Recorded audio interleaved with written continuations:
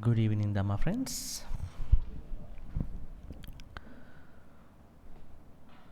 Right, today we are going to discuss another section of the Sabbāsava Sutta. Before we get started, let's pay respect to the Buddha. Sadhu, sadhu, sadhu. Namo tassa bhagavatu arahatu samma sambuddhassa. Namo tassa bhagavatu arahatu samma sambuddhassa. Namo tassa bhagavatu arahatu samma sambuddhassa.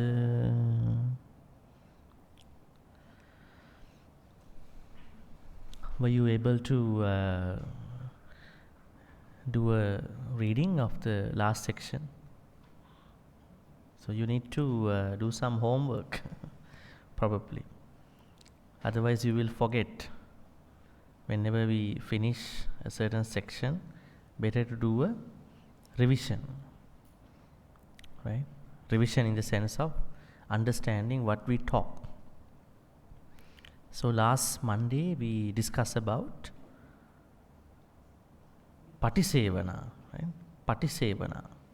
Patisevana means one of the methods of overcoming akusalas. What does Patisevana mean? The repeated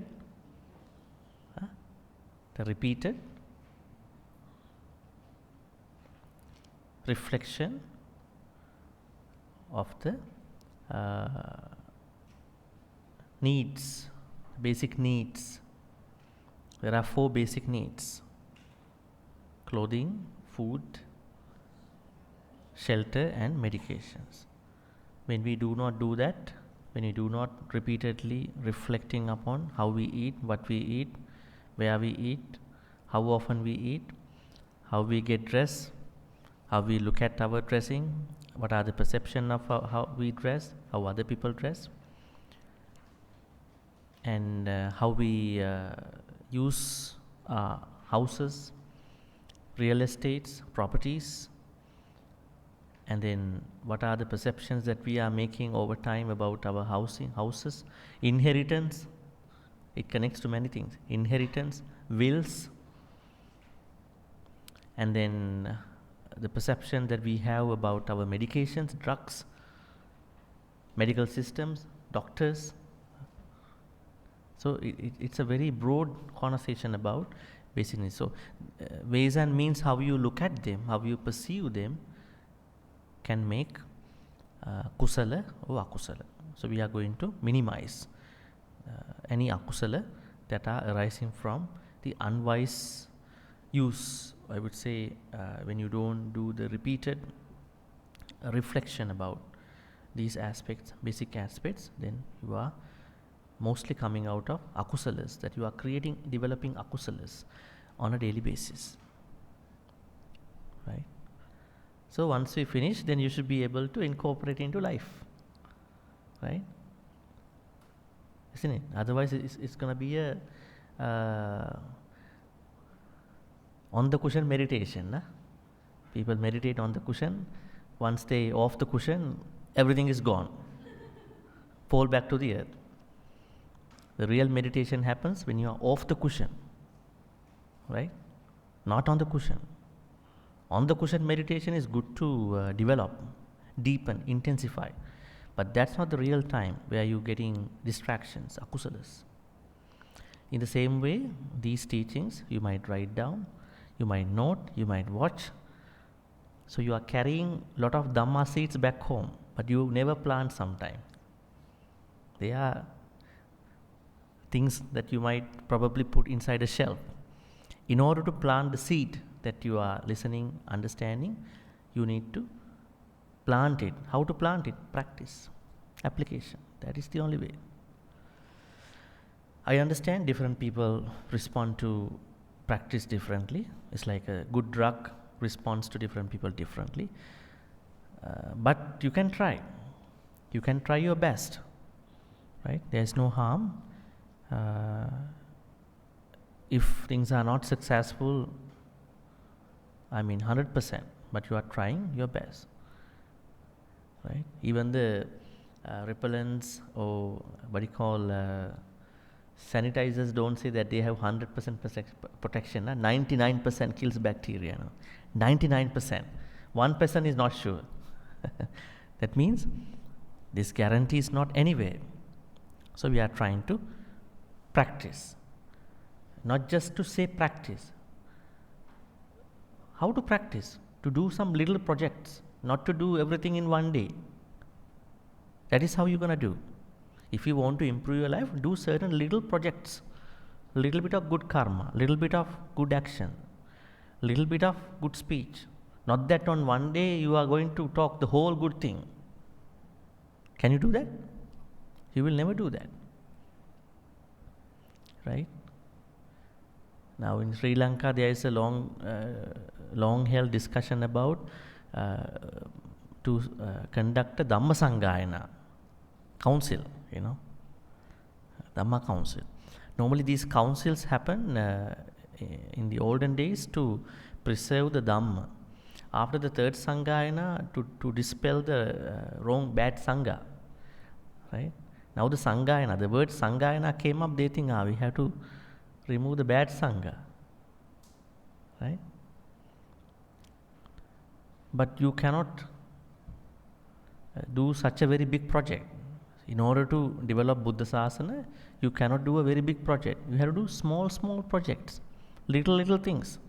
Then when we all do little projects, things are moving on the right direction. In the same way, when you think about your practice, you cannot become a better person in one day. It is unrealistic, especially the Dhamma practice, these very important teachings. You need to practice certain small things every day. One day you will bloom. Transformation happens. So that's how we're going to look at the seed. You are bringing seed back home in the form of voice recorders, notepads, so and so forth.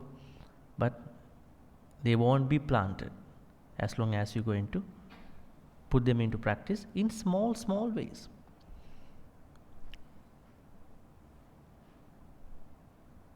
There's a saying that do even a small thing in great way.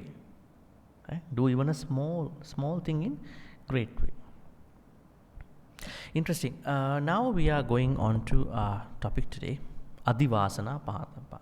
This is going to be, the first one is Dasana, then Sangvara number 2, then third is Patisevana, today fourth Adivasana. Adivasana, what does Adivasana mean? Adivasana. Any thoughts? Let's go by the definition.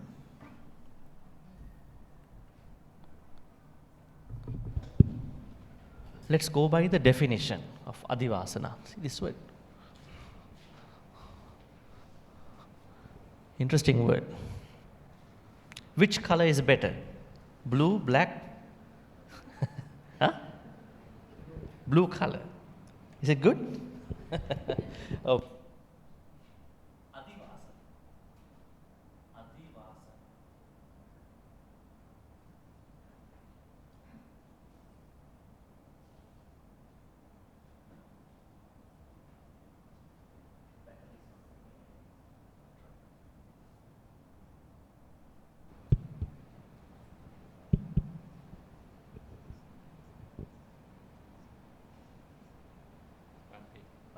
It works? Yeah, Adivasana. We have to understand this word by definition. You might say tolerance. What is this Pali word? What does Adi mean? Adi? Any thoughts about Adi? Huh? Superior? This is?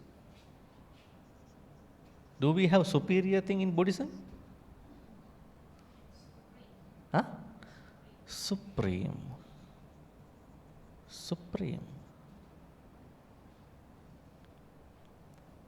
What does Adi mean? Adi. Have you ever heard this term? Adi Sila? Very famous word, huh? Adi. Then? Huh?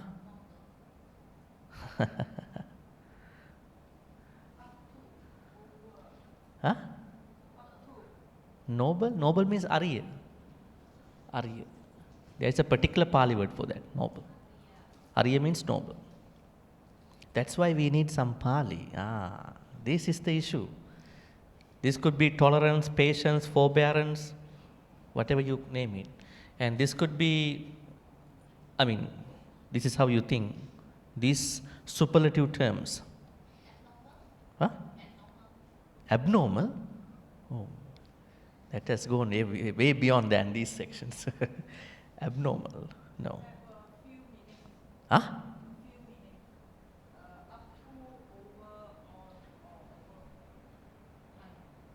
This is what is this in Pali? Adi, prefix. This is a prefix. Prefix. What does prefix mean? Upasagga in Pali. Upasagga. So whatever comes at the beginning, like these terms, prefix. These are called suffixes. Suffix. Normally we take it prefix. So prefixes are changing the meaning of the next word. Adi means higher. Higher. So higher and superior, supreme, they are two polar ends. In Buddhism, we don't use the word what you call supreme, although we use it for Nibbana, but we don't call it in the normal practice because superior, supreme, they are one of the what you call inferiority complexes. We have Heenamana, conceit, Mana. Mana means size up. I size up. I compare myself to somebody. So this Mana has three: Heena, Seyya, Sadisa. So there are people who are always thinking that I am inferior than you. Inferiority complex. And there are people who always think I am on a par with you. I am the same like you. You are like me, we are from the same batch from the university, right? And we studied the same thing. And we have the same affordability. So, Buddha said it's a conceit. And then Sadisa that is Sadisa. Seyya means thinking I am superior than somebody. I am superior. Seyya means superior. Sadisa means trying to compare other people to oneself in a way that there is no difference between I and the other person. Okay, he says. Now the reason why I showed was Adi, so that means higher. This is not what it means. Adi. Then Vasana. Vasana means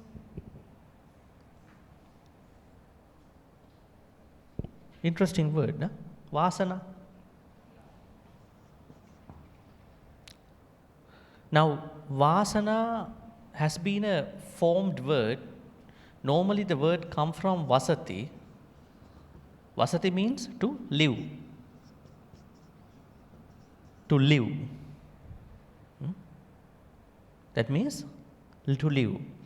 But when it becomes Vasana, that means the state of living. That means living. So, higher living. Higher living. That means patience. Patience is the higher living. Because we are just living in the way how we live. But if you want to live higher, you have to be patient.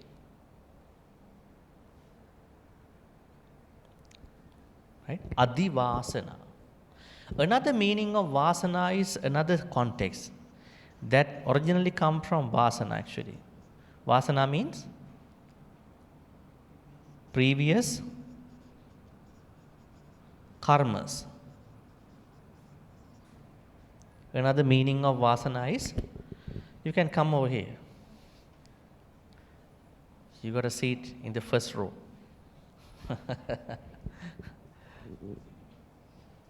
Yeah, another seat too. So there are two meanings, but as you can see, vasana means previous karma, my vasana. How do I know? It is said that when the Buddha became the Buddha, he eradicated akusalas with vasana. But when arahants,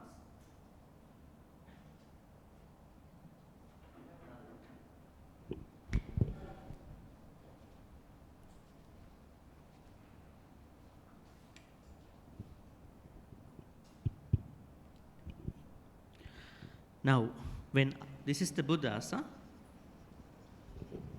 Sammāsambuddhas, when arahants attain nibbana, they do not eradicate vasana.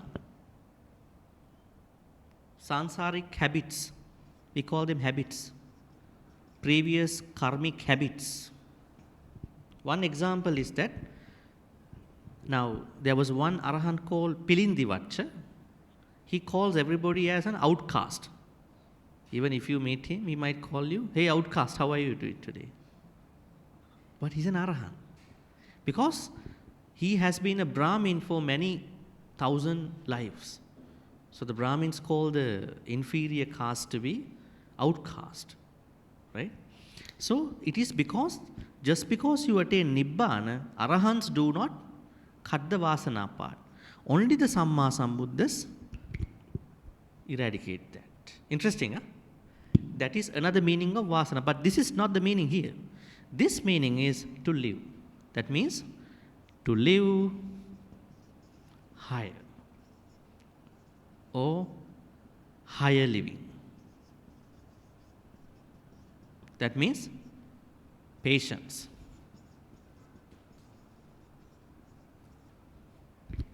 What do you think about it? Is patience the higher living? What are your experiences in your life? The more you are patient, the longer you can survive in anything, in studies, in relationships, in whatever the experiences. But once you run out of your patience, everything is going to work in a different way. Like some people's life, morning they are loving, evening they are fighting. Love and hate relationships. Right? Again, back again in the morning, they are okay, they are good. Something happens to them by the morning. So, patience is a good thing. There may be reasons why some people cannot be patient. We have to study today. What are those reasons? Why they are held back by certain conditions. All right, so adivasana. Now the Buddha says, when you have a certain degree of patience, there are certain akusalas will go away from you. That you can deal with them. That means they will not arise. Right? So patience is not just a normal virtue. In fact, patience is the beginning of all the kusalas. Without patience, you cannot do any good karma, any kusala. Is it okay if I erase?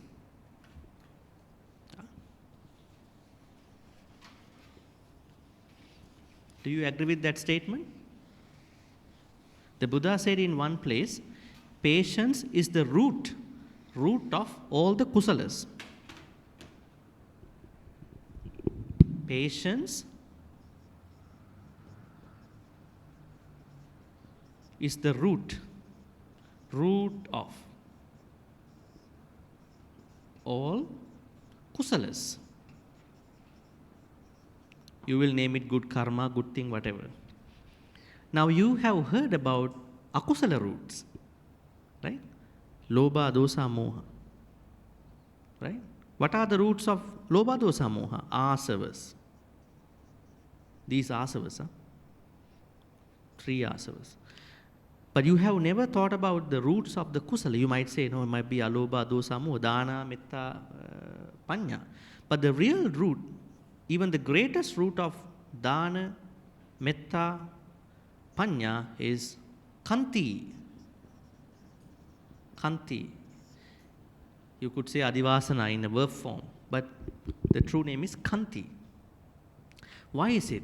Now if you want to offer dana, if it is the alobha, you have to be patient. Just because you want to offer, let's say you go to a vihara to bring some dana, you cannot offer just because you want to offer. You have to probably know the timing, you have to probably deal with certain people over there, you have to know certain things. Maybe monks may have accepted certain other invitations before than you, right? Maybe other devotees might have picked up you that day. It needs lots of patience to understand what's going on and how to practice dana. Then metta, if you don't have patience, you cannot even think about metta. Forget about it. You know metta is good, but if you don't have patience, you cannot even think about, I should do it or not. So even mindfulness, meditation, if you are not patient, you cannot practice meditation. Even you cannot sit, even you cannot think about it. That means patience is more important than all the kusalas. Meditation, dana, sila, nekkhamma. This is the highest root of all the kusalas. Buddha said that in one particular place. So then, if patience is the root, then all the other kusalas start from there, emanating, springing from there. Very interesting. All they are what you call discharged by patience. Patience discharges all the other kusalas. So today we are understanding if you are properly patient, not in your own way. You might say, I am patient. That is very subjective. But you are properly, truly patient in the Buddhist way, then you can, what will happen to you? How much can you overcome your own āsavas? Let's see the text. Katamecha bhikkhave āsava adivasana pahatabba.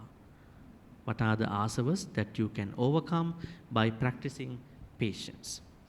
Ida bhikkhave bhikkhu patisankha yoniso kamo. Kamo. Another word, kamo. Kamo is also okay. Kanti or kamo, same meaning. Kamo hoti, that means be patient. Be patient for what? Sitassa unhassa jigacchaya pipasa dansa makasa vata tapasirin sapa sampassananga. I think we discussed that in an earlier section for a different purpose. Now it has come for the patient side. If you can be patient with the cold, are we going to be patient when the cold is hitting us? Or are we angry about the cold? Hey, it's too cold, go and turn off the light. Not light, aircon. Right? You are going to be resisting with what's happening. And anger, hatred, the repulsion happens the moment that you don't like. When you don't like, repulsion happens. I mean, resistance, you resist. There's no flow. You are trying to be in conflict with that particular activity. But here, yes, if you have a problem, health issue, other issue, yes, it has to be turned off. But there's a certain way to turn it off. That means now you are patient when you are having cold. Unhasa, when it is too hot, also you are going to be patient. What is happening when people are feeling too cold and too hot? Are they making some holistic statements? Are they going to be really, in conflict with what is happening? And then probably they are mostly in conflict with oneself and with other people. Maybe they might pick on the person who is liking the cold and the heat at that point, right? So there's no that patient. The patient level that the Buddha talks about here is not normally in a normal individual. That means we have to develop. Yes, if you don't like Sita, there's a way how to approach that. Not that you're going to get mad, get frustrated in a moment of time. Even so is the hot heat. Then jigacchaya pipasaya. Jigacchaya, when you are hungry, you should be patient. But not many people can be patient when they are hungry. A lot of people getting angry when they are hungry. Huh? Isn't it? Right? If you haven't taken your food, don't go to deeper conversations. Because you are not really doing that properly. So you are going to pick on other people because you are hungry. Right? So hungry. That means hunger is a state of body in a place where people can create akusalas. You might think, oh, what is hunger? Hunger is happening all the time. But hunger can create you lots of akusalas. That means when you are hungry, eat something. It might cost your mentality, it might cost your body. Right? When people don't eat properly at the right timing, they're getting gastric. That is a physical cost. Mentally, it costs a lot. Your relationships, whatever the connections you are happening, your emotional health with other people, it costs, definitely. Then you will suffer later. What happened after that? Right?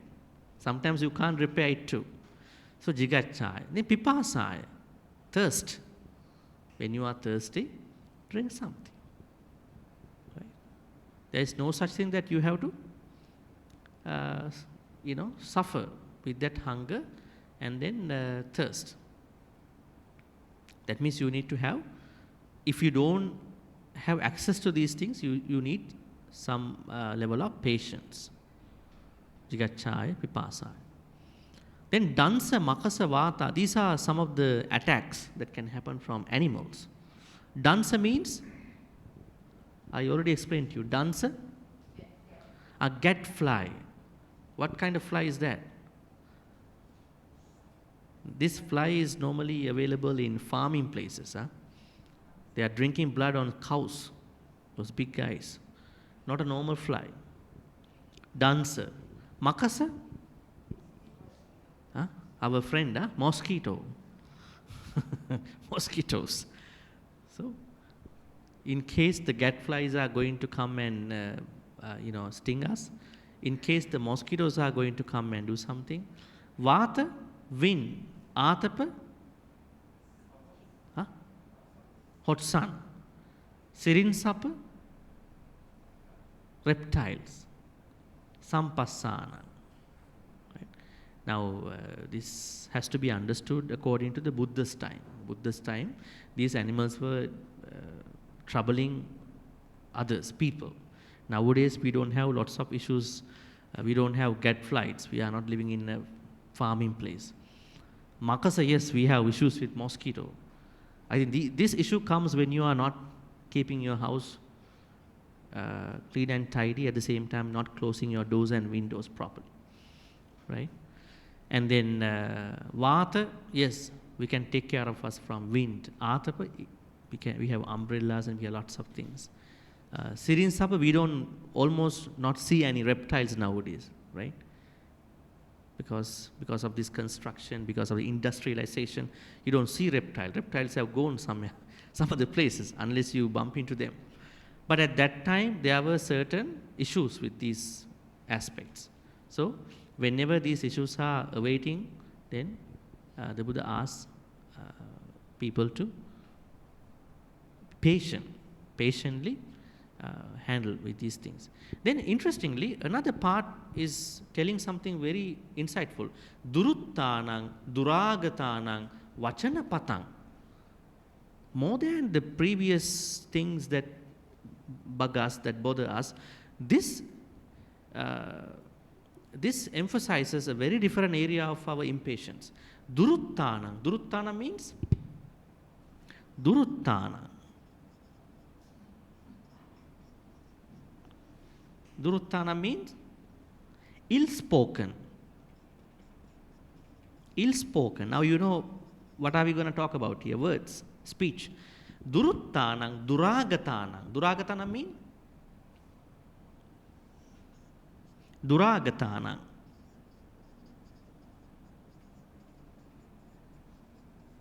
Duragatanang means unwelcoming.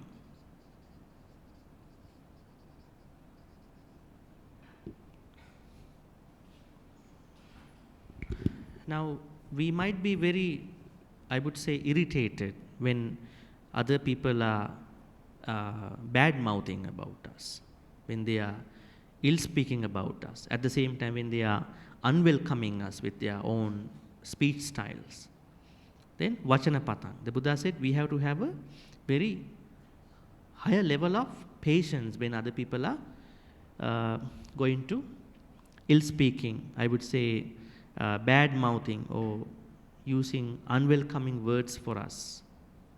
Right? Is it easy?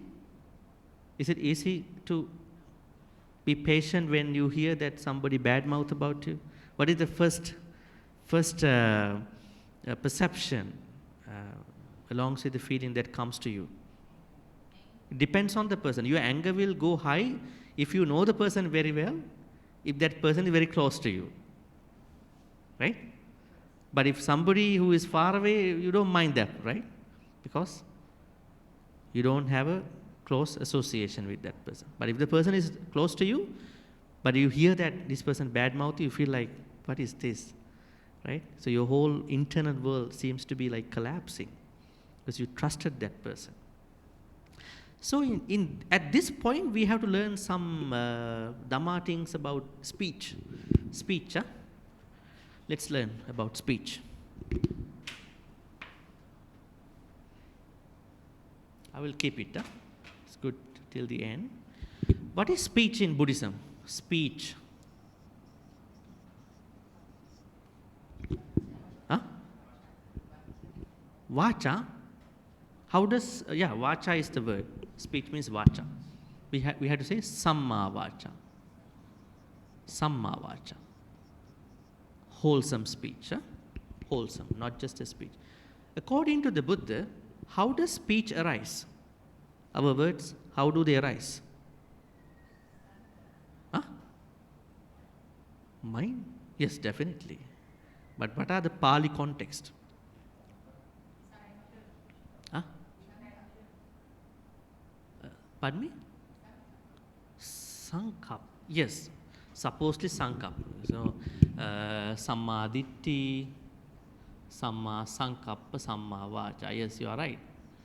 But this sankappa does something. Sankappa adds something to the, when it comes to the, if you say sankappa is intention. Sankappa has to be processed into the vacha. What is that process? Sankappa has to go through a process. Huh? Yeah, how do you call it in Pali? Huh? Vitakka vichara. Vitakka and vichara. Thoughts or intentions that are enriched by vitakka and vichara form speech. That is the Pali context. Now, when you say mind is an English context. Vitakka, vichara. What is vitakka? What is vichara? Vitakka? Vitakka means an idea. Vitakka means an idea. Now your intentions are transformed into ideas. Vichara is what mounts an idea onto the speech. You know? Now you have a phone, you have to take a picture without your hand, then you need to mount it on a tripod. Mount it on a tripod and take the picture. That mounting is vichara. Vitakka is the idea, that mounting space is vichara. Then vacha is coming out. It can be wholesome, it can be unwholesome. Okay, this is vacha. Is vacha very important in our Dhamma practice? Why? The Buddha said, from mind we make 3 akusala. From action we make 3 akusala. From speech we make 4. That means we make more akusalas with speech. Right? Isn't it? We have to be very careful with the mouth. Very careful. I think most of the problems happening from the mouth, starting from the politicians down to the household. they happen from the mouth. Most of the akusalas happen in today's world also come from mouth, more than the mind and the actions. There are certain akusalas, but speech is more important, I think. What are the 4 akusalas that are happening from your mouth? Musavada, Pisunavacha,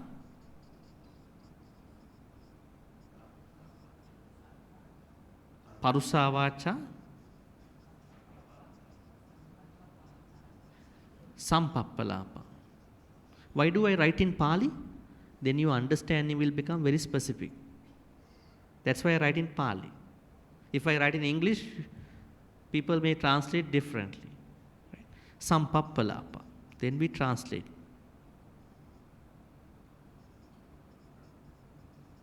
Okay. Musavada. Yeah, Musavada means lying. But lying is a very complicated topic, because some areas of lying seemingly conflict with the other Buddhist teachings. Why do I say so? Some context of the Musavada are in conflict with technicality of the Musavada. For example, now it might be true, but if you speak the truth at certain times, there will be more harm happening. At that point, you cannot be silent, you have to say something. It might not be untrue technically. So Musavada is not always the technical truth of something. It's not the technical truth. It might be, it might be not. So when we speak the truth, we have to understand place, people, impact, consequences. I mean, these consequences at that point. But in good faith, your intention has to be clear. It's pretty much about the intention. And we don't actually agree with the white lies that people are saying on April 1st. Musavada has to be understood in 2 ways. One way is technical Musavada aspect. On the other hand, non-technical version of the Musavada. Technical version is we are not supposed to say anything that did not happen, fabrications. Non-technical version is when you talk the truth at a certain point, if people are running into an argument and then going to fight and then probably end up with a certain violent thing, then you are going to delay that truth to a certain time, because you are becoming wise more than just telling what happened. Like the news media, like these news channels, they report everything onto the news. They don't know what is happening after reporting. Deaths and all these criminals, gruesome crimes. They are not sometimes thinking about the impact. They have to report, but in a certain way, you know. So truth should be told depending on the situation. But if you are not saying the truth, the technical truth, you have to explain one day why you did not say so. But we are very concerned about what will happen when we talk certain words. So Musavada has 2 perspectives, technical, non-technical. But trying to speak the truth.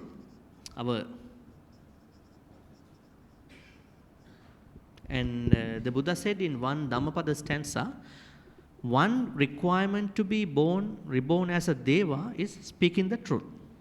Satchang Bhane na kujjaya dajja pasmimpi yachito. There are 3 things that you need to do if you want to be a Deva.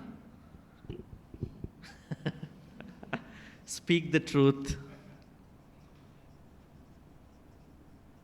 And then Satchang Bhane na kujjaya. Do not become angry.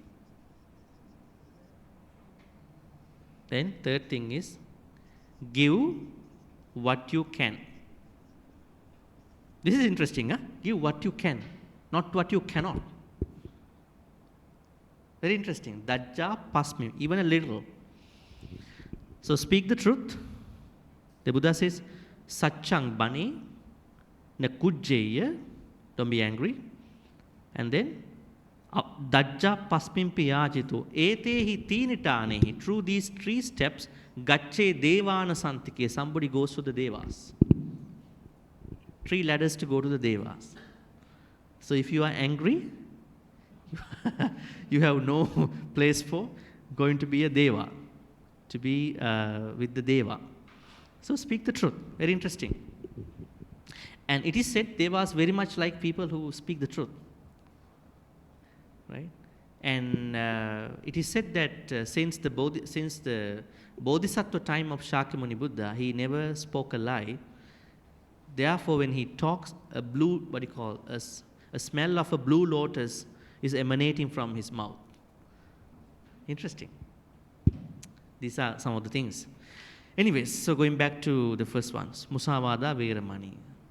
That means we are not supposed to speak lies, speak the truth. But when telling the truth, you have to be careful about the technical side, non-technical side. Pretty much become an honest person. Honest person with wisdom. This is very important. Now, yesterday I was doing a retreat. Somebody was asking, Bhante, why do we have to take precepts every day? If I am not doing anything wrong, if I am honest to myself, why do I take precepts? Good idea, right?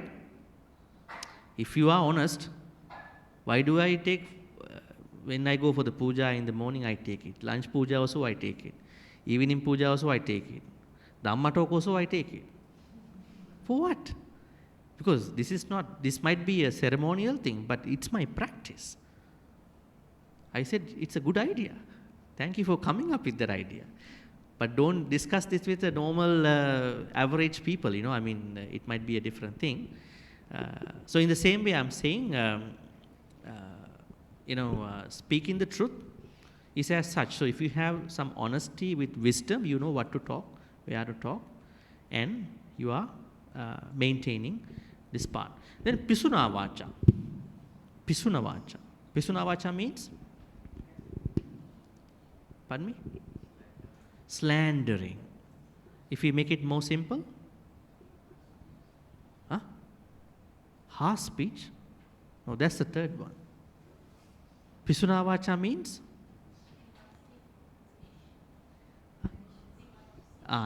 Okay. Divisive speech. Oh, I would say divided speech. Divisive speech.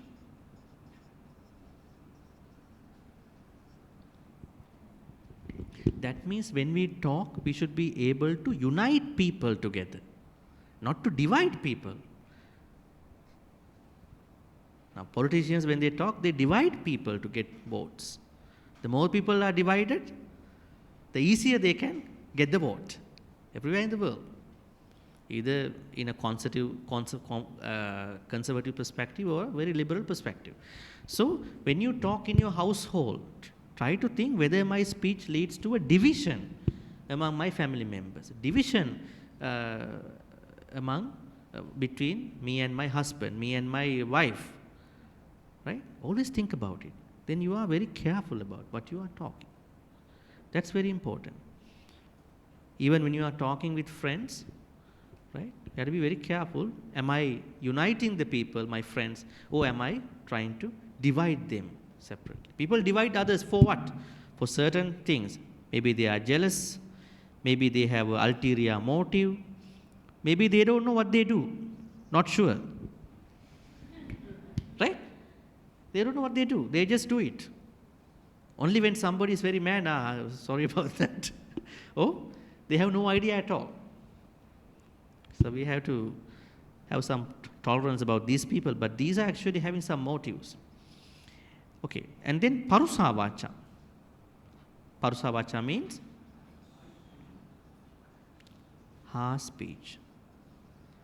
This one, the one we are talking, Duruttanam, Duragatanam, Vachanapata. Duruttanam means ill-spoken. Duragatanam, unwelcoming speech. That means we don't like when someone when someone hurts us in whatever their jargon language words. We don't like to hear words that are really not welcoming us, right? So how do we do that? How do we use welcoming words? How do we use very pleasant words? Some people are naturally very pleasant, maybe from their family background, maybe from their environment, right? Maybe the way how they were brought up, maybe from their sansara. Very pleasant, very soft-spoken, like whatever the words that they are talking, they are thinking twice, not too much. But some are bornly very unpleasant. They are naturally unpleasant. They are maybe their parental background, maybe their family, maybe they were abused in their household, maybe they are abused in the sansara. So they are pretty much bad on others, very mean. Why is it? It is because there are certain conditions that they have gone through. For us, we are trying to speak, in a way by understanding the audience. Remember, there is a Jataka story called Nandi Visala. Nandi Visala. Nandi Visala Jataka story. Anybody read this Jataka story? Nandi Visala means a very big bull. This big bull, maybe a cow, was taken to a competition. So there are many other cows. They are having a competition. Which cow can run faster? Right? In today's world, you can see them. So the owner of Nandi Visala was talking to Nandi Visala in very bad ways, Hey, just try to hit that, get that thing, all that. So Nandi Visala was not happy, so he did not move. So he lost. The owner lost the game. Then, under the advice of probably the Bodhisattva, so the owner talks to Nandi Visala, hello son, please go faster, in a very charming, pleasant way. Then they won the game. Yes, the cow ran very fast.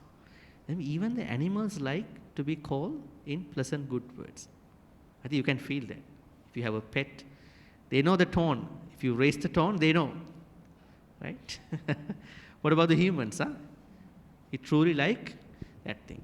And if somebody is talking in a very pleasant way, everybody likes that company. Because in today's world, we don't hear that much. So always try to speak in a good way, but be careful. Sometimes when you are very courteous, good, I would say, very much sensitive to this pleasant thing, other people can take advantage of you. You have to be careful too. But just because there are bad people, don't destroy your good practice also. I think this happens to many. When there are bad people, they have taken advantage of their compassion, mudita, karuna, then they start to become evil too. I am asking those people, why are you such? There may be bad people, so you have to know how to be smart in doing good things to other people. Just because of a couple bad people, don't be bad. You are a good person, right? So, manage that side. Then sampappalapa means sampappalapa. It means sampappalapa. There are two aspects of sampappalapa: gossiping, idle chatting.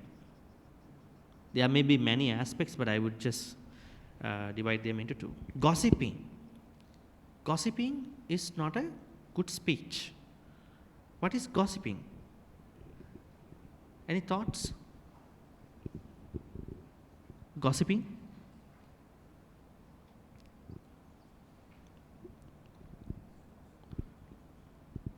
Somebody told me not speaking beneficial things, right?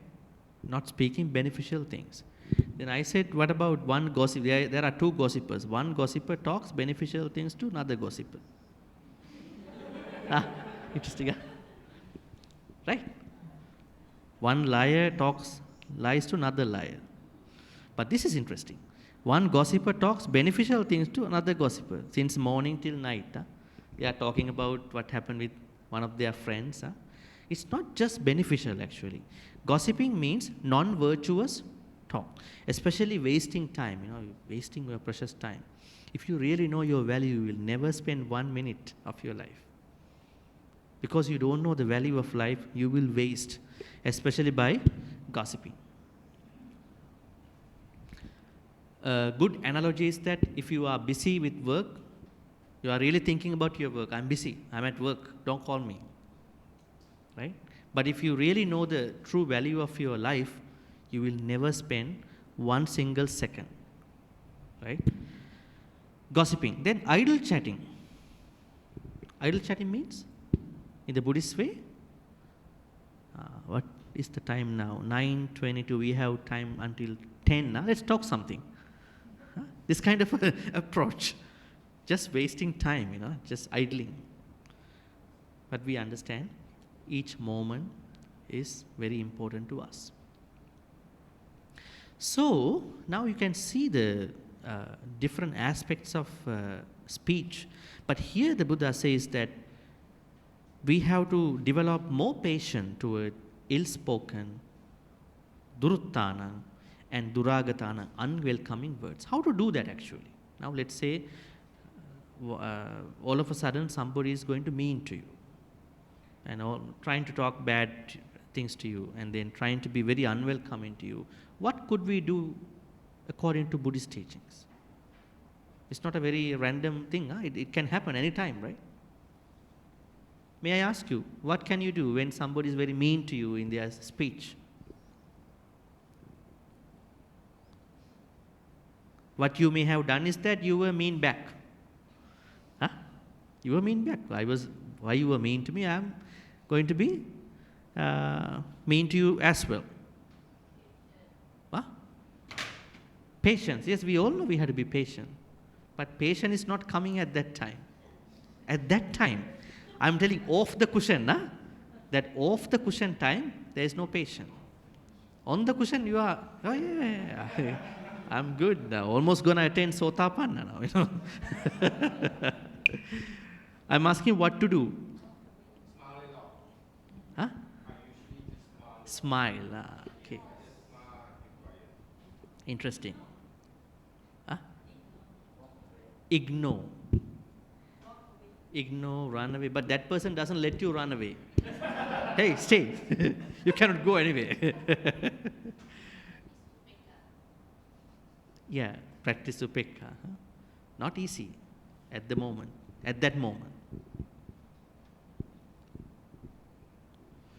So there are 3 things you can do, especially when things are really bad. Okay. One is a pre-practice.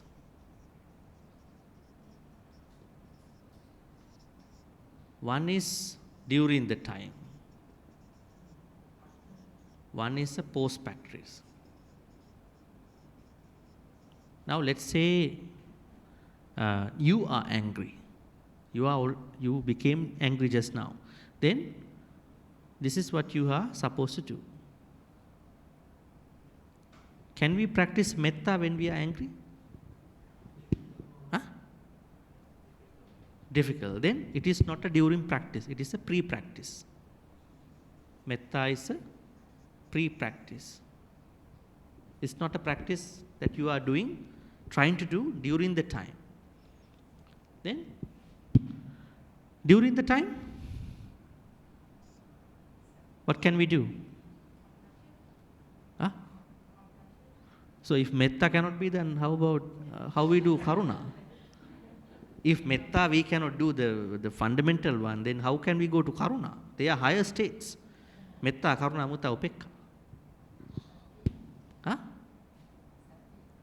You are angry already, so sati also gone already. No sati. Angry. Angry means no sati. No mindfulness. Then what to do? Now you are angry. Then at that point, accept your anger. Recognize and accept your anger. Right? Once you do that, you can think about a metta practice, because the emotion has already started. You have sadly gone to the wrong side, right? Let's say you are driving on a road. What if that you are driving on the edge of the road? Then you have to accept that I am driving on the wrong side of the road. You have to accept that. Then you have to slowly bring the tires back to the right path. Then, sadly, at this point, you have gone wrong. You have to recognize, accept, and then move on to a practice with sati, maybe metta. Now, in the same way, as a post practice, then you are going to think about what happened to you. Now, I always say to some people, if you are an angry person, write down what you feel when you're angry.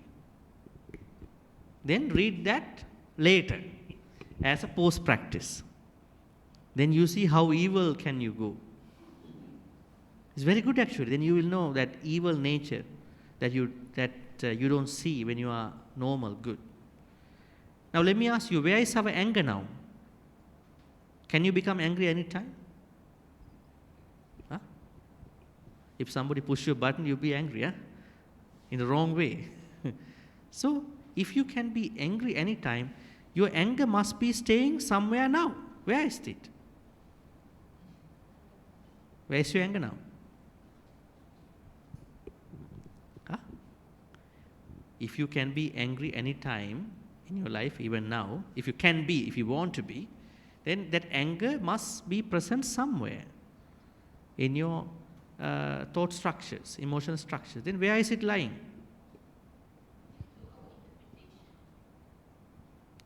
No, I'm asking, where is it now?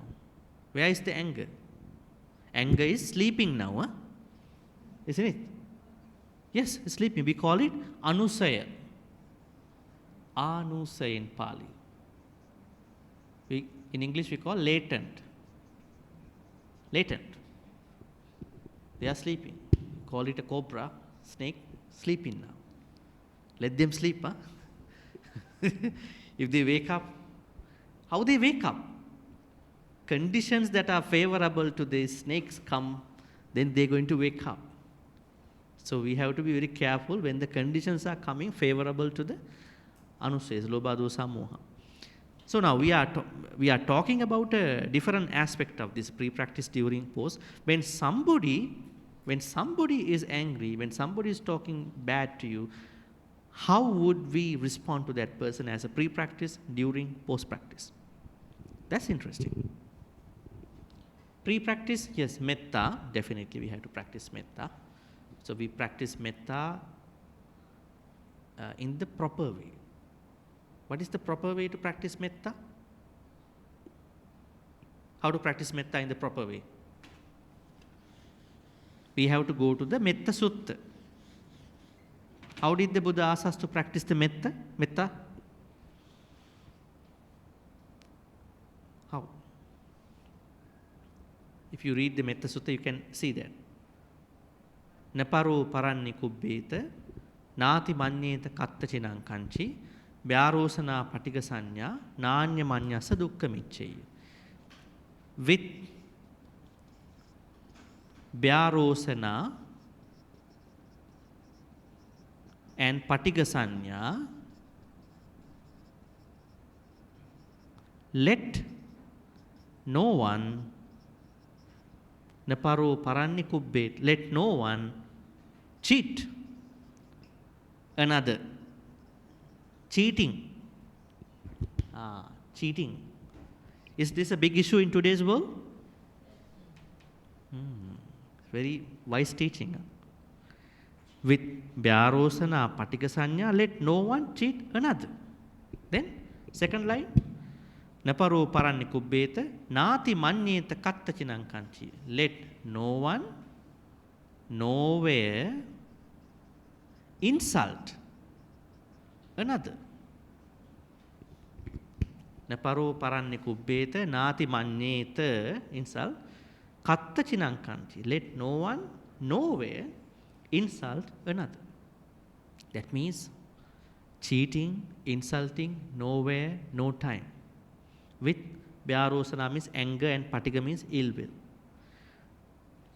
Finally, it gives the real status of the metta, the highest status. What is it? Nanya manyasa dukkha miccheya. Let no one expect the suffering of another person. That is the highest level of metta.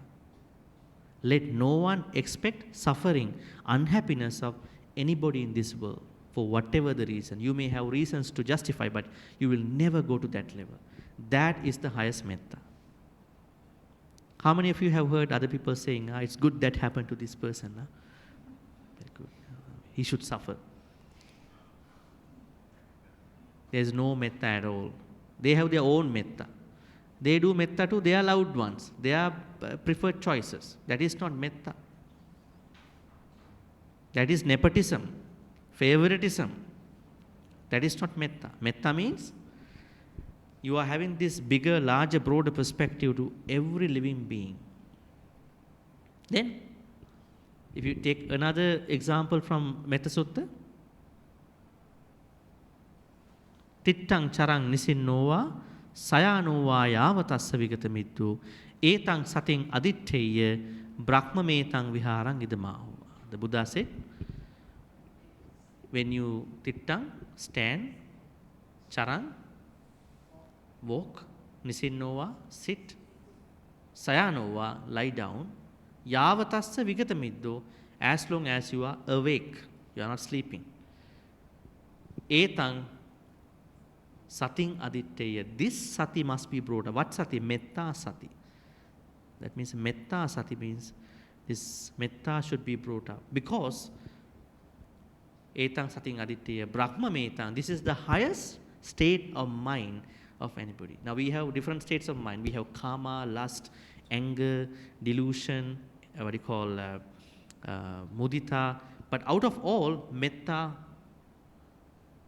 takes precedence. Metta is the highest state of mind. This metta, okay, yeah? Not that metta. That favorite metta. It's not that favorite metta. This metta means that you have no thoughts of cheating other people, business-wise, relationship-wise, marketing-wise, political-wise, religious-wise. Then, no thoughts of insulting other people. So, metta. As a pre-practice, we can do metta to understand. It's a practice. You are practicing. Still, you are not, bad-mouthed by somebody, even in front or in absence. Then during this thing, let's say now you are hearing duruttanang, duragatanang, vachanapatang. Vachanapatang means word structures. Patang means structure. Patang, structures. Now you are hearing somebody is bad-mouthing you in front of you in very bad ways. Picking up your life, picking up your everything. So then now you are here during, what can you do? What could be a good way to behave when somebody is bad mouthing in front of you? Really bad way. Somebody says walk away, run away. Huh? Huh? Silent. Being silent. For how long? Then others. This is mattering to all of us. Tell something. This is very applicable to all of us. True Dhamma, not like those Sotapanna Nibbana thing. True Dhamma, because we are all everyday experiencing this thing. True things, real stuff. What can we do? Yeah, run away, walk away. But this person might close the door, because he wants you to listen to whatever the bad things. Yes? Depends on situation. Yes. For me, I'll just silent and smile it off, and I'll wait. And if it continue to a limit, then I will stand up. But he's going more than the limit. Yeah. Over the limit. Yes. Yeah. Then what would you do? I'll stand up, but not with a harsh voice. Okay. Good. Adivasana. Yes. Giving him respect, raising my voice, my stand, and giving him the respect to show him that I love him. I'm not Yes. but you have wrong. Mm-hmm. That is what I would, and I done it. I don't know. Good, good. Your perspective. Others? What is your own personal strategy when somebody is bad mouthing in front of you?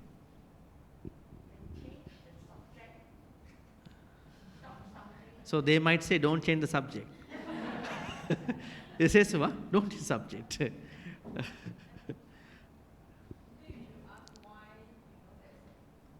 It's a good question. Why are you blaming me? What wrong have I done to you? Right? That's a good place to discuss with an intellectual person. Right? That's a good place. But that, what if that person is not disclosing what happened? Just keep blaming. We don't mind about that. We first listen, uh, after that we summarize to them what you have been speaking. Yes, I think each situation is very, very distinct. We have to go case by case. But what we can do initially we learn from the Buddha. Now, when people blame the Buddha, he did not argue with anybody. Right? He did not argue. Now, when there are Brahmins came to Buddha and then started blaming, he patiently listened to them. Once they finish, he makes sure, are you done? The Brahmins are intellectuals, but they can go emotionally very wrong, weird. Then the Brahmin says, yes, I'm done. Once there was a Brahmin who came to blame the Buddha, saying that there is no virya, no energy, no vayama, no intention, sankappa, no chetana, no volition. They are all given by the God. Not as living beings, we can create them. Then the Buddha was patient listening to him. Then after he made sure that he's done. Then he asked a question. See, how prepared are you today? Huh? You had a lot of virya today. Since home, you've been planning to blame me today. Then he understood. Even in that story, Akkosaka Bharadwaja story, Akkosaka Bharadwaja started blaming the Buddha for whatever other reasons. And then when he done, the Buddha asked some questions. Brahmin, do you get visitors sometimes to your household? He said, yes, I'm a very hospitable person. I treat everybody with sweets. Okay. Then he asked, what if they politely reject, decline your food? Let's say we just had our lunch, probably brunch, breakfast. What would you do with the prepared food? And he said, doesn't matter. Then we are going to consume when they leave. In the same way, you gave me a very big treat today, but I am not accepting that. Please take it back. The blames. See how technically, how strategically he's the Buddha, right? He could have done anything, whatever those powers, everything. But he was actually dealing with all these people in the best possible, pleasant way. So we have to learn. So that means, what we're going to do, we might be silent, we might be asking why, and then work accordingly. But we are not going to be exasperated, go to the rage, anger in the same way. Right? Somebody must be cooled down, otherwise we don't know what's going to happen. And then as a post-practice, now you might be very hurt. You may be very hurt. You may be hurt if you don't understand what happened. So as a post-practice, you are going to reflect upon what happened. Maybe you are going to change the perspective that you are having with that particular person. You may be changing the way how you meet that person. You are changing the way how you act with that person as a post-practice. So by doing so, you are going to minimize unnecessary consequences of the speech of other people. Anyways, the Buddha asks us to be practicing adivasana or kanti or kama, same meaning in our practice, because when we practice so, we can stop unnecessary akusala. Just because the other person is angry, why we want to be angry? Right? That's how we understand it. Then uppannānaṁ sāririkānaṁ vedanānaṁ dukkānaṁ tibbānaṁ karānaṁ katukārnaṁ asātānaṁ amanāpānaṁ Panaharanam adivasika jatu. Now this is about the physical pain. That is about the verbal side. Now this whole line is about the physical pain. What kind of physical pain? Saririkana means bodily, vedana feeling. What kind of feeling? Dukkhana. That means painful. Tibbana means severe. Karana means rough. Katukana means what do you call, a very acute pain. Asatana means disagreeable. Amanapana means displeasing. Panaharana means life-threatening kind of a pain. So the pain has been diversified. The pain has been manifested in different stages, now the pain we have when we have a stomachache and pain we have when we have a cancer. Maybe when somebody got a gunshot. They could be different, right? So it has been diversified in different ways. So the Buddha said, if somebody can practice a certain level of patience, that will help them to minimize, maybe little to no, anger or whatever bad states, so then they can practice patience. What are the situations where we have a acute pain, very severe pain, maybe a health issue, right? And asatana means that you don't like that pain, but it's coming. Also, amanapana means displeasing. Panaharana means so painful. So you are trying to practice a certain level of patience.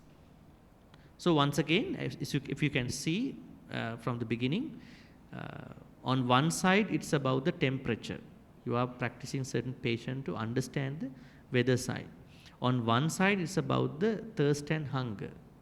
On one side it's about the attacks from the animals, which includes certain temperature issues too. On one side it's about the speech side, especially the bad words that are directed to you by other people. On one side it's about the physical pain. So you are going to work on patience on these angles. Then you are going to minimize those akusalas. Then the second one, Buddha says, yan hissa bhikkhave anadivasiko anadivasayato uppajjayung asava vigata parilaha adivasayato evansa te asava vigata parilaha na hoya. Now, when someone does not practice patience toward these aspects, that person will come up with vigata parilaha, annoying, burning asavas. That kind of asavas will not arise in someone who practices patience on these aspects. All right, any questions? I think that is adivasana. Let me see whether we have another statement. Yeah, that's it.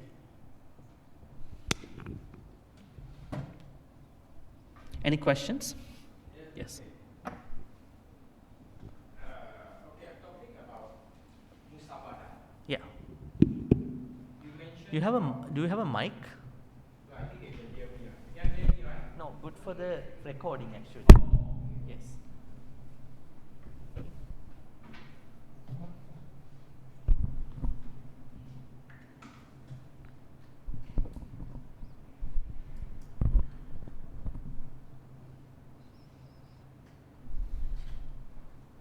It's not working?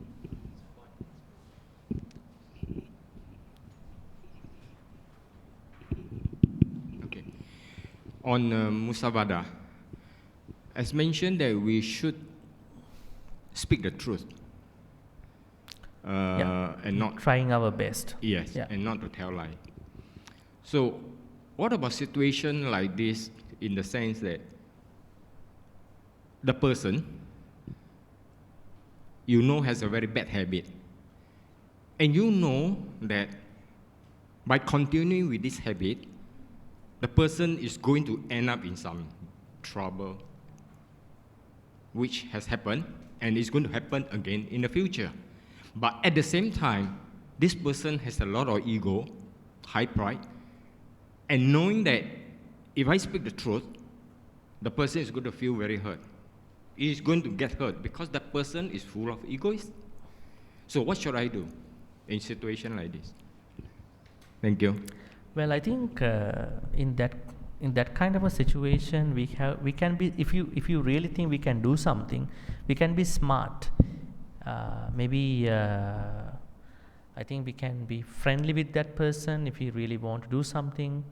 Even the person who has a very high ego can be friendly to us at a certain point in his or her life. So we're going to use that opportunity. We're going to make an opportunity. We make that as an opportunity to enter into his life in a friendly way, and then give an advice if possible. If possible. Otherwise, we may not be able to do much in that case. So waiting for the timing. Yeah, waiting for the timing. The right timing. Right timing, yes.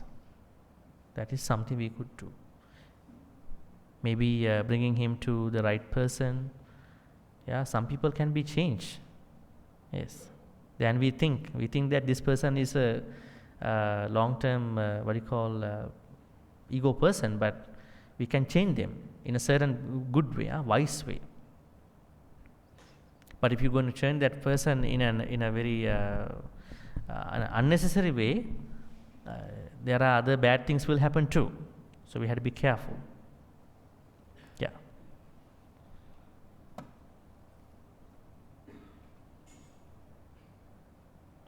Yes.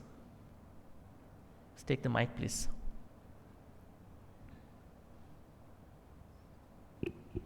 Good evening, Bhante.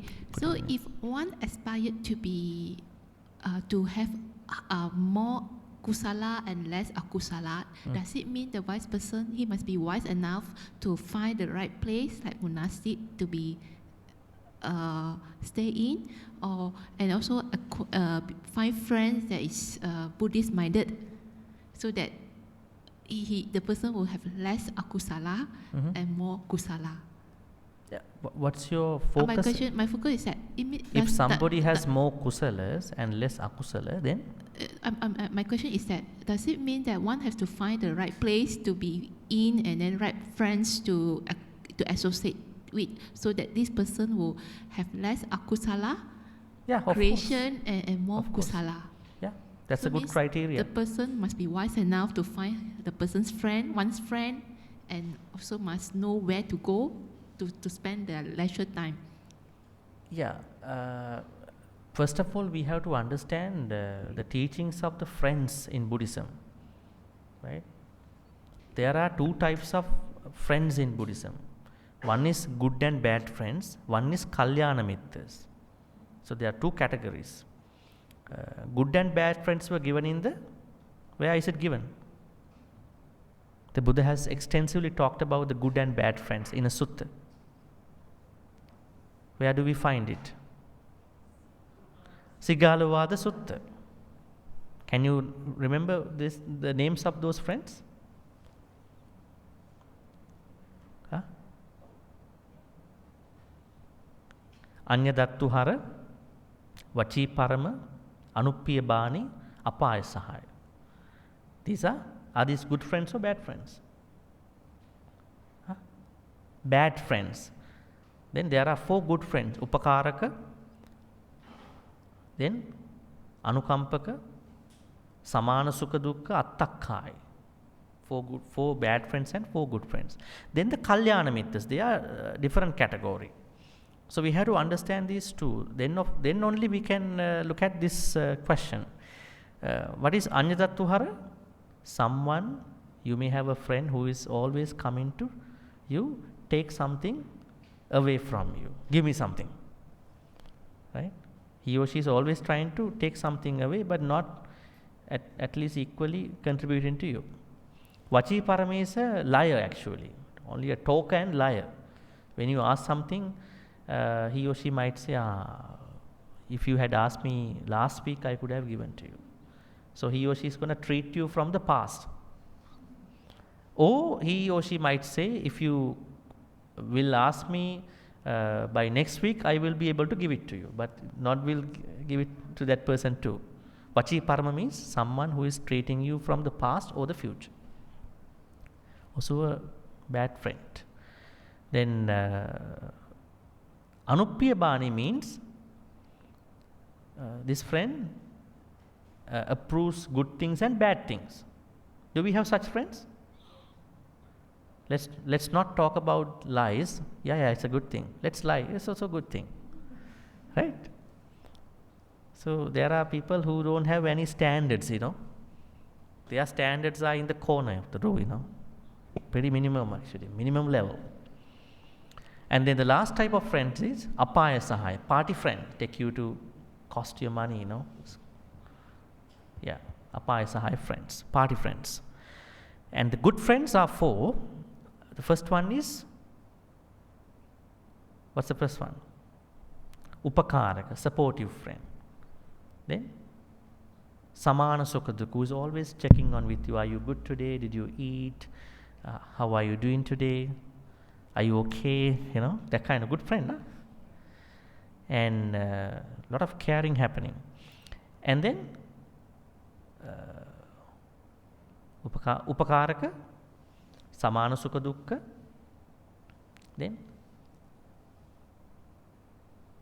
Attakai. Attakai is a good counselor. Whenever you have a problem in your life, you can always approach that person, can give a good advice, not a bad advice. Always a wise person, you can get a good advice. Whatever happens to you, he or she has the best advice to you. Right? So in this way, there are 4 good friends too. And then the Kalyana Mitras are different category. They are spiritual. They are really support. They are going an extra mile from the normal good friendship, and then going to support you even for your Dhammacharya. Now they are normal friends, good friends, normal bad friends. But Kalyana Mitras are going to support you to understand the Dhamma properly. The true Dhamma, right? Not the untrue Dhamma. Adhamma. Dhamma. The proper training, proper truth, proper text, right?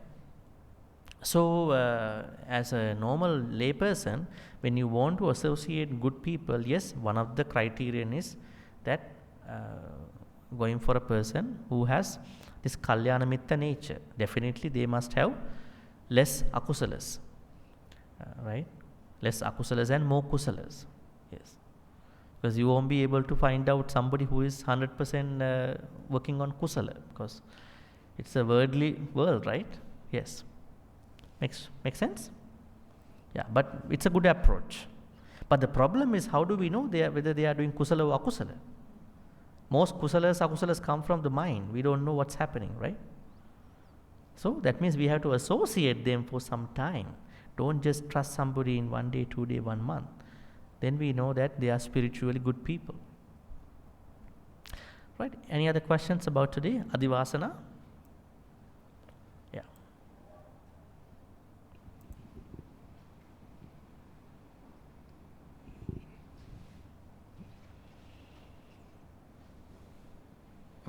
Bhante, so we have these 10 factors. 10 fetters. 10 factors, and we have learned so-called up to date, I think we've done the 4 ways: the sensing, the restraint, the guarding, and the patient. So on these 10 factors, right, I mean, this the 4 ways that we learned, is it applied specifically to each factors, or it can be used for all? Not necessarily. Now, do all of you know about 10 fetters? Now he's talking about 10 fetters. Do all of you know what they are?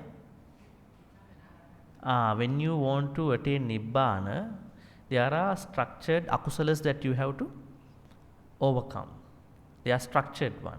But those akusalas, I would say they are sangyojanas. We call them sangyojanas. The Āsavas can be spreaded over to all these fetters. Now some Āsavas are going around. The first one, what you call Sakkaya Ditti. Some Āsavas going around Silabbata Paramasa. So we cannot particularly specify that this Āsava is with this and that. So this is a what you call general practice. When you keep doing that, what you call sangyojanas will be withdrawn temporarily, maybe permanently. So there's no specification that these Āsavas are the ones that are actually really working on these Sangyojanas. Yeah, don't think about those 10 because we have to do small projects. Small projects, not the big one. That is a big one, those 10. You will gradually overcome them. But the most important thing is what is happening in my daily life. That is what matters to me most. Since I wake up early in the morning, what is happening to me? Actually, these are the things happening to me. If I'm not patient enough, I am not trying to wisely reflect on what's happening to me, right? But when you say Sakkaya Ditthi, that's a very big concept, right? But we understand them too in a certain way. So, Sabbāsava Sutta teaches us how to understand our daily life and what are the Āsavas, akusalas that are bothering us in our daily life. So, when we understand our daily life, then we are almost going to overcome certain Āsava, what you call Sangyojanas. Yeah. Other questions?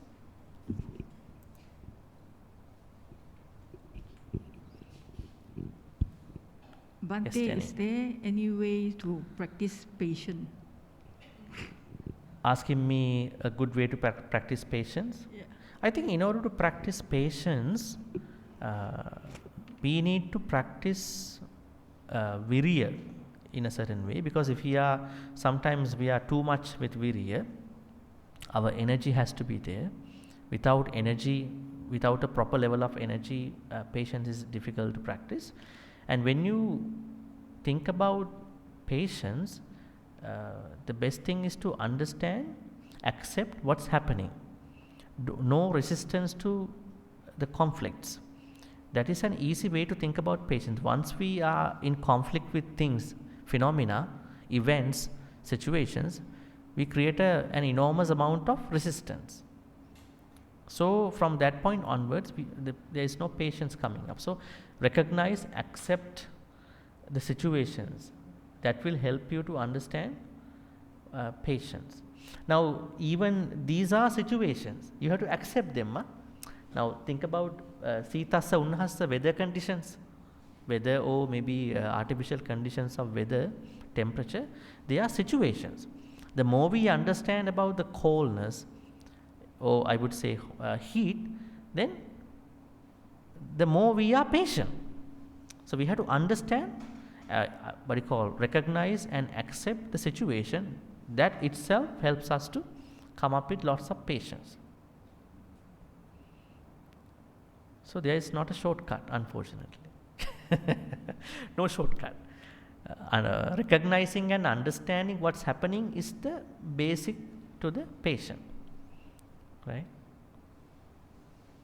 Now when you go see a specialist, you see the numbers are displaying. You are number 8. So you have to understand the numbers.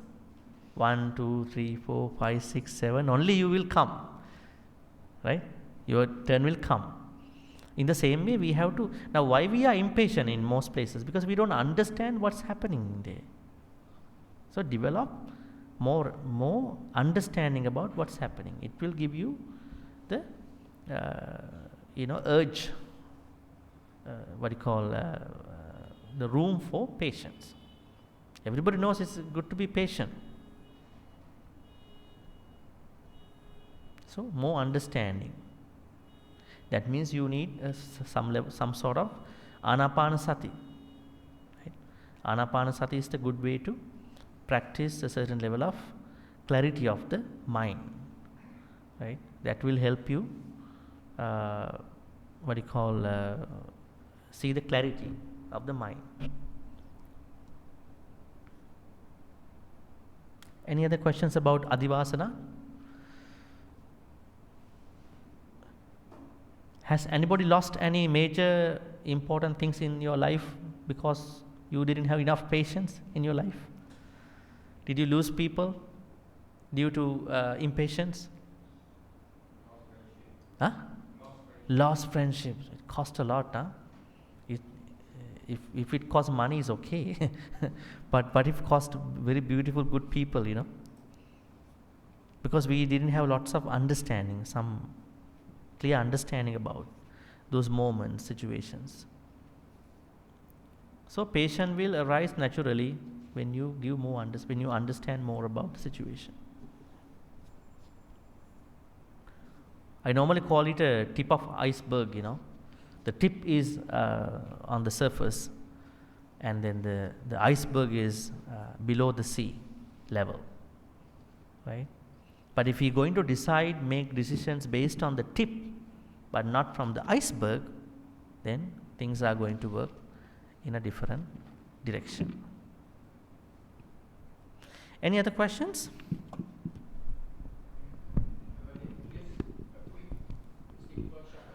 Yeah. Basing on that metta, where you mentioned about ways how to practice metta, and let no one cheat another, let no one insult another, and let no one expect the suffering of another. So my question is this for our own self, or are we supposed to tell someone? Both ways. Oh, so if I know this person is Two-way. insulting, It's a two-way thing. okay. Buddhist practices are two-way stuff, All right. not one way. Okay. Yeah. It's about me, it's about others. Yes. So we should same thing find Starting from us, starting and then directing to others too. And then oneself and others together. A lot of people, they end up with only oneself. Starting from oneself and then directing to others, and then oneself and others together. That's why even when we say transference of merits, what you call Akasatthaca Bummatta Devanaga Mahitika Punyantang Anumoditva, finally Chirang Rakkang Tumam Parang, may the Devanaga Mahitika protect me, say, then we're going to say, may Devanaga Mahitika protect you. In the Satipatthana Sutta, Buddha says, Ajjatta Bahiddha. We have to practice meditation from inside, looking at us and looking at other people. Why? If not, we will create a certain good Sakkaya Ditti. Good Sakkaya Ditti. Sakkaya Ditti is bad, then there cannot be good and bad Sakkaya Ditti. Now we normally have Sakkaya Ditti about bad stuff. The Lobha Dosa Moha Sakkaya Ditti. Sometimes we are creating Sakkaya Ditti about our practice. Maybe things about the vihara, things about our dana practice. We think about us, I am doing better than others. That's why the Buddha said you have to practice all the Satipatthana practices externally, Bahiddhava. It means just like me, other people are also breathing in and out. When that comes to my mind, yes, this is a universalized thing, everybody can do. Then I will not end up my meditation with thinking, I am the only one who breathe in, who breathe in, breathe out very well.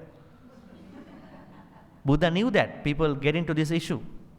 That's why the second line of each Satipatthana is Ajjatta Bahiddhava Samudaya Vayadhamma Anupassiva. He mentions that. Unfortunately, people don't look at that side. They pick up the first section, they practice. This is Anapanasati. This is Iriyapata, posture meditation. This is Sampajanya. This is 31 body parts meditation. These are the 9 channel ground contemplation. This is Vedananupassana. Buddha clearly says at the end of each meditation practices, Satipatthana Sutta, Ajjatta Bahiddhava. Alright, I think we almost come to the time. So today we learn about how to, the importance of practicing patience. By doing so, we can minimize a lot of akusalas. So try to practice more and more, deepen your practice. You will find lots of peace, lots of natural peace that is coming from within.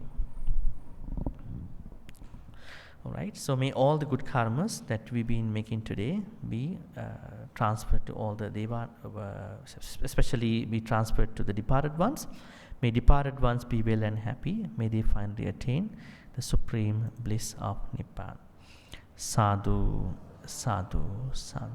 Idammi ñāti nang hotu sukita huntu ñātayu. Idammi ñāti nang hotu sukita huntu ñātayu. Idammi ñāti nang hotu sukita huntu ñātayu. May Deva Naga Mahidika receive all these good karmas. May they be well and happy. May they protect and bless all of you for good health, quality of life, prosperity and safety. May they in particular bless you for your Dhamma journey. May Deva Naga Mahindika finally attain the supreme bliss of Nibbana. Sadhu, sadhu, sadhu.